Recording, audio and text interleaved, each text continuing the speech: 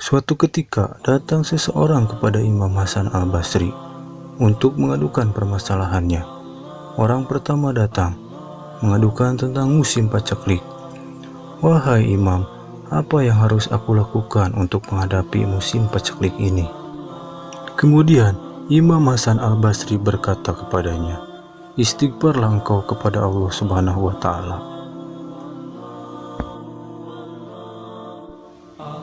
Kemudian orang kedua datang mengadukan tentang kemiskinannya.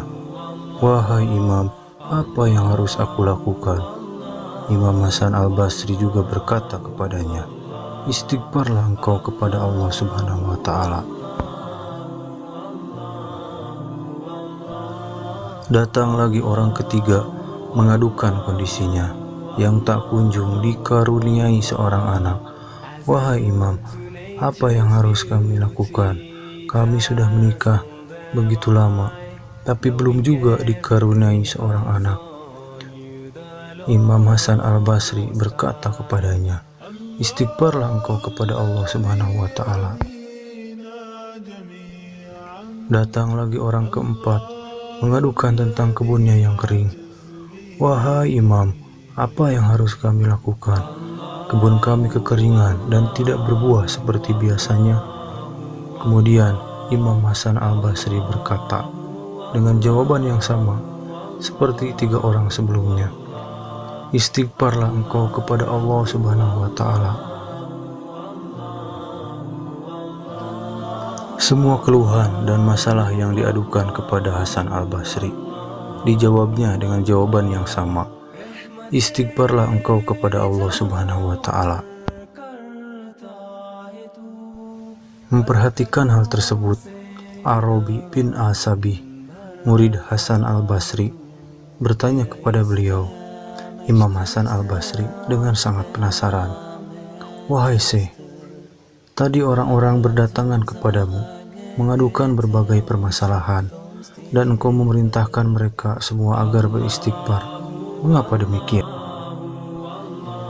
Imam Hasan al-Basri pun menjawab, "Aku tidak menjawab berdasarkan pikiranku sendiri, tetapi karena Allah Subhanahu wa Ta'ala telah mengatakan dalam firman-Nya. Maka aku katakan kepada mereka, mohonlah ampun kepada Tuhanmu. Sesungguhnya Dia adalah Maha Pengampun. Niscaya Dia akan mengirimkan hujan kepadamu dengan lebat dan membayangkan harta dan anak-anakmu dan mengadakan untukmu kebun-kebun dan mengadakan pula di dalamnya untukmu sungai-sungai." Quran Surat Nuh ayat 10-12.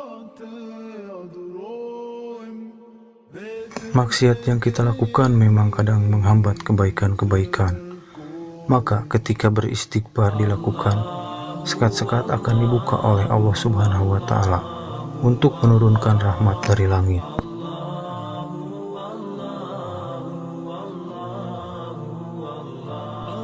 Bahkan menjadikan kering kerontang jadi tumbuh subur lagi. Rizki yang macet, pekerjaan yang sulit dengan istighfar dan tobat akan dilancarkan kembali. Ternyata tobat itu sangat terkait dengan rizki-rizki dan rahmat Allah. Dalam kisah yang lain diceritakan bahwa Imam Hasan al-Basri bertemu dengan seorang kuli pengangkut air yang sehari-harinya senantiasa mengucapkan tahmid dan beristighfar. Karena penasaran, Imam Hasan al-Basri melihat hal tersebut. Maka beliau, Imam Hasan al-Basri, menanyakan kepada kuli pengangkut air tersebut saat itu yang berkunjung ke rumahnya. Sang kuli pun menjawab, "Karena kita selalu berada dalam dua keadaan. Kala kita mendapatkan nikmat seperti nikmat iman, nikmat Islam, dan nikmat kesehatan, kita harus bersyukur kepada Allah Subhanahu wa Ta'ala. Namun dikala kita berada dalam kondisi lalai, banyak melakukan sesuatu yang tidak bermanfaat, menimbulkan kemudaratan, kita harus meminta ampun kepadanya." Jawab sang kuli, "Lalu apa faedahnya jika engkau mengucapkan dua kalimat tersebut?" Tanya Hasan al-Basri lagi.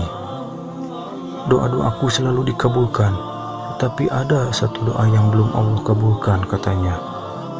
Imam Hasan al-Basri bertanya, Boleh aku tahu apa doa itu?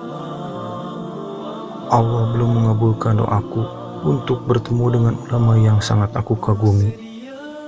Siapakah ulama itu? Tanya Imam Hasan al-Basri. Sang kuli pun menjawab, Hasan al-Basri. Imam Hasan al-Basri kemudian memeluk sang kuli dan berkata, sekarang Allah telah mengabulkan doamu. Akulah Hasan al-Basri itu. Sang kuli pun terkejut dan tidak berhenti mengucapkan puji syukur karena Allah telah mengabulkan doanya. Demikian kisah Imam Hasan al-Basri tentang keutamaan-keutamaan istighfar.